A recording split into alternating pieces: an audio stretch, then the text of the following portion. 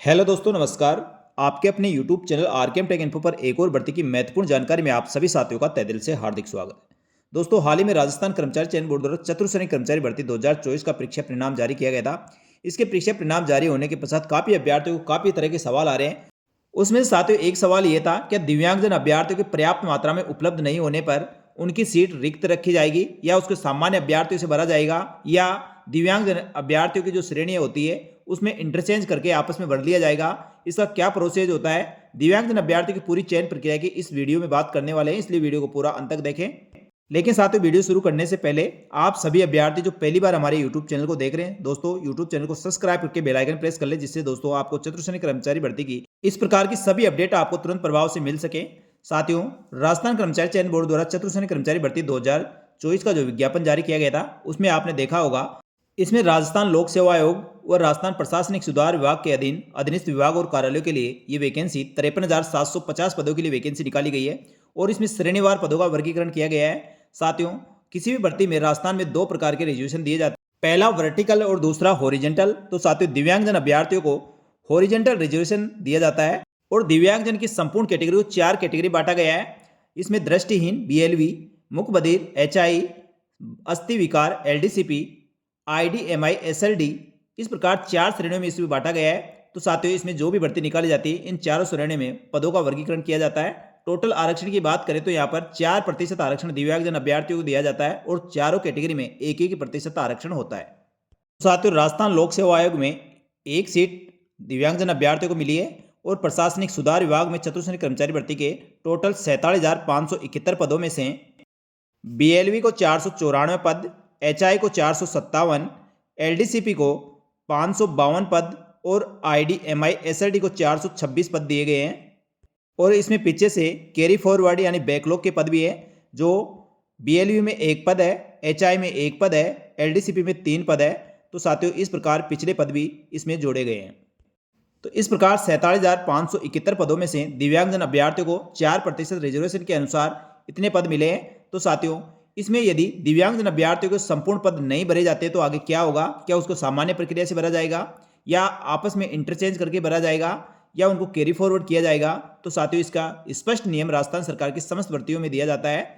उसके अनुसार दिव्यांगजन अभ्यर्थियों की यदि कोई सीट खाली रहती है या कोई पर्याप्त मात्रा में अभ्यर्थी मिलता नहीं है या किसी कारण से भी रिक्त रहती है, तो ऐसे पदों को जितने पद खाली रहेंगे उसको अगली भर्ती वर्ष के लिए कैरी फॉरवर्ड किया जाएगा, अग्रेसित कर दिया जाएगा और उस वर्ष वह पद खाली रहेंगे।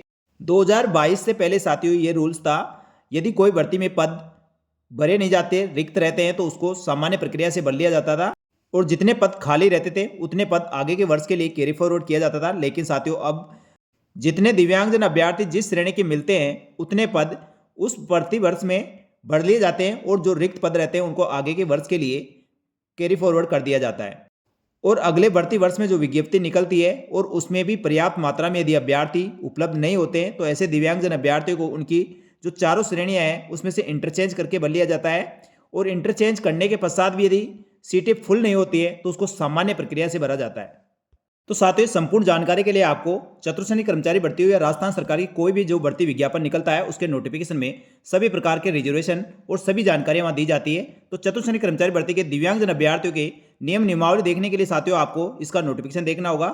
नोटिफिकेशन में आपको स्क्रॉल करके नीचे आना है। नीचे साथियों आपको सभी प्रकार की जो भी नियम शर्तें हैं सभी लिखी हुई है। तो अब इसमें दिव्यांगजन अभ्यर्थियों के लिए क्या क्या रूल्स है उसके बारे में आपको विस्तार से इस वीडियो में, जैसा कि मैंने बताया उसी प्रकार लिखा हुआ है या नहीं, ये एक बार देख लेते हैं। तो साथियों, चतुर्श्रेणी कर्मचारी भर्ती के विज्ञापन के 14 नंबर पॉइंट को अपन देखते हैं। तो यहाँ दिव्यांगजन निःशक्त जनों के लिए महत्वपूर्ण नियम शर्तें के बारे में इसमें उल्लेख किया गया है। राजस्थान दिव्यांगजन अधिनियम 2018 के अंतर्गत निम्नलिखित श्रेणी के दिव्यांगजन अभ्यर्थियों को हॉरिजॉन्टल रिजर्वेशन का आरक्षण का लाभ दिया जाता है। इसमें BLV है, HI है, LDCP है और IDMI SLD है, यानी चारों श्रेणियों का यहाँ वर्गीकरण किया गया है। साथ ही कौन सी श्रेणी में कौन से अभ्यर्थी शामिल है उसके बारे में बताया गया है। तो साथियों, B पॉइंट में दिया गया है, दिव्यांगजन के लिए दर्शाए गए आरक्षित पदों का आरक्षण भी क्षैतिज है यानी हॉरिजॉन्टल रूप से होगा, अर्थात अभ्यर्थी जिस वर्ग का सामान्य वर्ग, अनुसूचित जाति, अनुसूचित जनजाति, अन्य पिछड़ा वर्ग, अति पिछड़ा वर्ग, आर्थिक रूप से कमजोर वर्ग का होगा, उसे उसी वर्ग में समायोजित किया जाएगा। इसका मतलब सीधा सीधा ये है साथियों, मेरिट में चाहे आपके कितने भी नंबर हो, चाहे आप ऑल ओवर मेरिट में 1 नंबर भी है, तो आप जिस श्रेणी के अभ्यर्थी है उसी श्रेणी में आपको समाहित किया जाएगा। यानी कोई एसटी का बंदा है और दिव्यांगजन अभ्यर्थी है, वह जनरल के बराबर नंबर ला रहा है, तो उसको जनरल में न मानकर उसको उसी श्रेणी में यानी उसकी एसटी कैटेगरी में उसको माना जाएगा। यानी इस पॉइंट का सीधा सीधा मतलब यही है, दिव्यांगजन अभ्यर्थी जिस श्रेणी का जिस वर्ग का होगा उसे उसी वर्ग में समायोजित किया जाएगा। इसके बाद पॉइंट नंबर सी, राजस्थान दिव्यांगजन अधिकार अधिनियम 2018 के अनुसार जहां किसी भर्ती वर्ष में कोई रिक्ति उपयुक्त बेंचमार्क दिव्यांगजन की अनुपलब्धता के कारण या किसी अन्य कारण से भरी नहीं जा सकी हो, तो ऐसी स्थिति में आगामी भर्ती वर्ष में अग्रेसित की जाएगी। यानी साथियों, दिव्यांगजन अभ्यर्थी उपयुक्त मात्रा में मिलते नहीं है, उपलब्ध नहीं होते या किसी कारण से सीट भरी नहीं जाती है, तो जितने पद रिक्त रहेंगे उतने पदों को अगले भर्ती वर्ष के लिए अग्रेसित कर दिया जाएगा। और यदि आगामी भर्ती वर्ष में उपयुक्त बेंचमार्क दिव्यांगजन उपलब्ध नहीं होते हैं तो उसे प्रथमतः दिव्यांगजन की निर्धारित विभिन्न श्रेणियों में अंतर परिवर्तन करके भरा जाएगा। यदि उस वर्ष में भी कोई भी दिव्यांगजन उपलब्ध नहीं होता है तो नियोक्ता उस रिक्तियों को दिव्यांगजन के अलावा अन्य व्यक्तियों से भर सकेगा। तो साथियों, इस पॉइंट का भी सीधा सीधा मतलब यही है, यदि कोई उपयुक्त दिव्यांगजन अभ्यर्थी उपलब्ध नहीं होता है तो उतने पद जितने खाली रहेंगे उतने पदों को अगले भर्ती वर्ष के लिए अग्रेसित कर दिए जाएंगे, यानी कैरी फॉरवर्ड कर दिए जाएंगे। साथ ही अगले भर्ती वर्ष में भी उपयुक्त अभ्यर्थी नहीं मिलते हैं तो ऐसी स्थिति में दिव्यांगजन अभ्यर्थियों की जो विभिन्न 4 श्रेणियां हैं उनको इंटरचेंज करके यानी अंतर परिवर्तन करके भर लिया जाएगा। और यदि आपस में इंटरचेंज करने के पश्चात भी कोई पद रिक्त रहते हैं, पात्र दिव्यांगजन अभ्यर्थी नहीं मिलते हैं, तो ऐसी स्थिति में नियोक्ता द्वारा रिक्तियों के दिव्यांगजन के अलावा अन्य व्यक्तियों से उस श्रेणी के जो अन्य व्यक्ति होंगे उनसे भर लिए जाएंगे। पॉइंट नंबर डी में दिया गया है, दिव्यांगजन आवेदक ऑनलाइन एप्लीकेशन फॉर्म में यथा स्थान पर अपने वर्ग और दिव्यांगजन श्रेणी का उल्लेख किया जाना आवश्यक था। तो ऑनलाइन आवेदन फॉर्म भरे होंगे तब सभी दिव्यांगजन अभ्यर्थियों ने अपनी श्रेणी और दिव्यांगता का उल्लेख आपने किया होगा। या दिव्यांगता प्रमाण पत्र इस भर्ती में आवेदन करने की अंतिम तिथि से पूर्व जारी किया हुआ होना चाहिए। इस चीज़ का भी अभ्यर्थियों को ध्यान रखना है। यानी साथियों, इसका ऑनलाइन आवेदन फॉर्म भरने की अंतिम तिथि थे उससे पूर्व का आपके पास दिव्यांगता प्रमाण पत्र होना जरूरी था।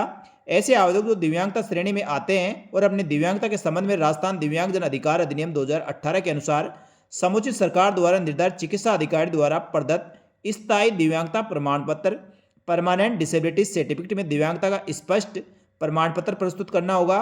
साथ ही राजस्थान निःशक्ता व्यक्तियों के नियोजन नियम के अनुसार मेडिकल बोर्ड द्वारा प्रदत्त निःशक्ता दिव्यांगता प्रमाण पत्र जो 40% या इससे अधिक विशेष योग्यजन होने का दिव्यांगता प्रमाण पत्र उपलब्ध कराने पर आरक्षित पदों का पात्र माना जाएगा।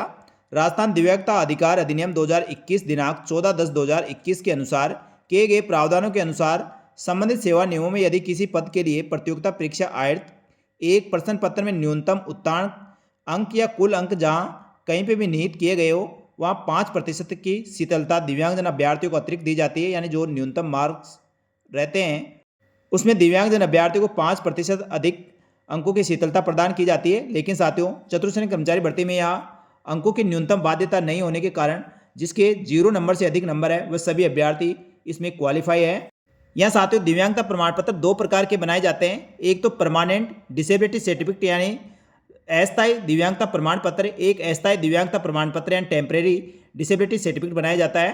टेम्परेरी सर्टिफिकेट साथियों उनके लिए बनाया जाता है जो किसी कारण से अचानक कोई अभ्यर्थी दिव्यांग हो जाता है लेकिन वह दवाई से मेडिसिन से सही हो सकता है, उसको अस्थायी दिव्यांगता प्रमाण पत्र डॉक्टर द्वारा जारी कर दिया जाता है। उसके साथियों नियमित दवाई से सही नहीं होने पर या शरीर का कोई ऐसा अंग भंग होने या कोई ऐसी जो चारों श्रेणियों में से किसी प्रकार की कोई डिसेबिलिटी है तो ये आपका दोस्तों परमानेंट डिसेबिलिटी प्रमाण पत्र बनाया जाता है। तो उम्मीद करता हूँ साथियों दिव्यांगजन अभ्यर्थियों को किस प्रकार से रिजर्वेशन दिया जाता है, किस प्रकार से उनकी चयन प्रक्रिया होती है, सारी जानकारी आपको इसमें उपलब्ध करा दी गई है। दिव्यांगजन अभ्यर्थियों के पद रिक्त होने पर क्या होगा, क्या आपस में इंटरचेंज करके भरा जाएगा या सामान्य अभ्यर्थियों से सीटें भरी जाएगी, सारी जानकारी आपको उपलब्ध करा दी गई है। ये जानकारी अच्छी लगी तो वीडियो को लाइक जरूर करें और अपने सभी साथियों को जरूर शेयर करें। साथ ही दोस्तों, चतुर्श्रेणी कर्मचारी भर्ती के संबंध में आपको किसी प्रकार का कोई भी डाउट हो तो तुरंत प्रभाव से आप कमेंट करके, और इसके अलावा भी और भी श्रेणी को किसी प्रकार का कोई डाउट है उनसे संबंधित आपको जानकारी चाहिए तो दोस्तों आप कमेंट करके जरूर बताएं। बिल्कुल आसान और सरल शब्दों में साथियों आपके भी सारी समस्याओं का और सारे क्वेश्चनों का जवाब अगले वीडियो में दिया जाएगा। अगले वीडियो में साथियों चतुर्श्रेणी कर्मचारी भर्ती में दिव्यांगजन अभ्यर्थियों को सिलेक्शन किस प्रकार से होता है या मेरिट लिस्ट किस प्रकार से बनाई जाती है उनके बारे में भी आगे वीडियो में चर्चा करेंगे। साथ ही भूतपूर्व सैनिक हुए, उत्कृष्ट खिलाड़ी हुए या मंत्रालय कर्मचारी हुए, उनको किस प्रकार से रिजर्वेशन का लाभ मिलता है और उनकी सीटें कैसे भरी जाती है, इसके बारे में भी अगले वीडियो में चर्चा करेंगे। इसलिए साथियों, सभी अभ्यर्थी जो पहली बार हमारे यूट्यूब चैनल को देख रहे हैं, हमारे YouTube channel RKM take info को सब्सक्राइब करके बेल आइकन प्रेस जरूर कर ले। साथ ही टेलीग्राम चैनल को ज्वाइन कर ले, जिससे दोस्तों भर्तियों की तुरंत और सटीक जानकारी आपको मिल सके। इस वीडियो में इतना ही, जल्दी मिलेंगे दोस्तों एक और भर्ती की महत्वपूर्ण सटीक जानकारी लेकर। तब तक के लिए धन्यवाद। जय हिंद, जय भारत।